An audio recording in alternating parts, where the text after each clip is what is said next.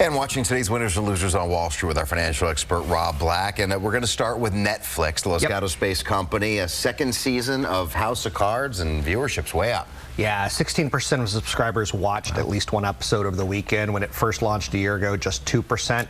Binge viewing is a new way of digesting television content in the future. It's going to continue to build. So Netflix is in the right place at the right time. That Comcast Time Warner deal could hurt them significantly, lacking content next year or in the years to come.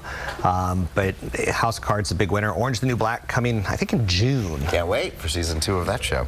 Or season 3, is it? Haven't seen it, but I will live vicariously through you. And I'll pick up House of Cards. Apple and Tesla, and there's been a lot of talk about this over the weekend. It came out that maybe the two companies talked about merging, or Tesla being acquired by Apple. How would that be for a great product? Yeah. Apple needs new product, high-end luxury automobile, ain't gonna happen. What they probably did was, like they typically do, is have meetings with other high-end companies on a regular basis to say, how can we get our product into your product? It would be, they have the cash, it would only be a $15 to $20 billion acquisition, but I think Apple wants to be in every car, and you start by seeding that market by getting into luxury cars like anti-lock brakes, self-driving cars. Eventually all that technology trickles down to the everyman's car. So I don't think it happens, but it's a cool idea.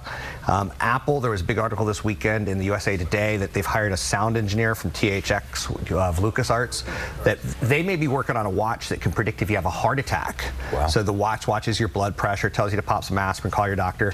Could save $600,000 a year. 600,000 lives a year. So lots going on at Apple. Yeah. What will happen? Nobody knows. They conquered music. Maybe health is next. So we have another Zynga type of IPO in the works. Candy Crush? A little worried by this one. Yeah.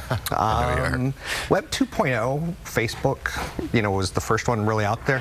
We're starting to get in some of the ancillary tertiary plays. We already had Zynga come out and basically be a disaster as a mobile game platform maker. Candy Crush is addictive. It's #1 on iTunes, #5 on Google Play, #3 on Facebook. 128 million people play it a day, 1.2 trillion games a day, $632 million in revenue last quarter, of which all of that's profit because you're buying basically virtual product. They have some other games, but they're not all that important. Pet Rescue Saga, Farm Heroes Saga. The word saga is a name they're trying to patent, as is Candy, as is Crush. I have a friend who's a game developer. He refers to them as evil, and he actually took a picture on Facebook, which I hate people who overshare, but he took a picture of him unsigning, deleveraging from Candy Crush. Interesting. So the divorce rate's up, Rob, and you're saying this is a sign that the economy's improving? Suck in your gut, Mark. We're talking single women here. The economy's improving, people get divorced. The economy is improving, people make babies. These two things have wild impacts on the economy. When 2009, people couldn't afford to get divorced in the United States. Divorces were at a 40-year low. But hard economic times turn to good economic times, and people leave their spouses. Number of Americans getting divorced rose for a 3rd straight year. When people get divorced, the dad tends to get an apartment close to the school so he can stay around for the kids' school.